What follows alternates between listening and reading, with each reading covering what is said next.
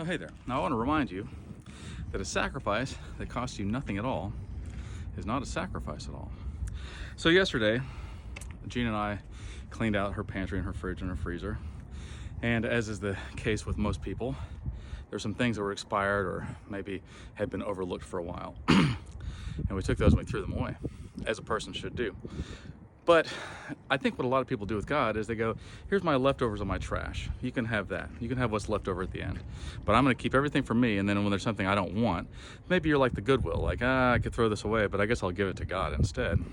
That's not impressive. That's not a sacrifice. Cain and Abel, Abel gave his first fruits, which means he got his harvest or whatever. I mean, he was a shepherd, but nevertheless, and he took from the first fruits and I'm gonna give 10% of that to God. And Cain was like, whatever the garbage is at the end, I'll give that to God. And God wasn't happy with that. And I think that it's important for us to know that if we want to be blessed, we're gonna have to give God our first fruits, the first effort, right? When we when we try and we go, let me put you first, and everything else, that'll be for me. There's way more than enough. I've tested this. I've seen people test this.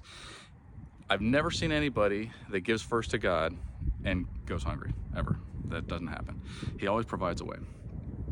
Somebody gave me this example. They said, sometimes I got a gaggle of kids or a migraine of kids, whatever, in my car. I go through the drive-through window and I order enough for everybody. And I hand the bag to the most responsible one.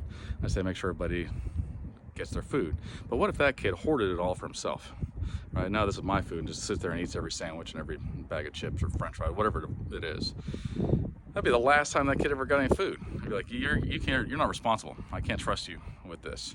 So he's gonna give it to somebody else. Don't be that person. God gives you something that's meant to be a blessing for you and for other people. There will be plenty for you. Love you guys.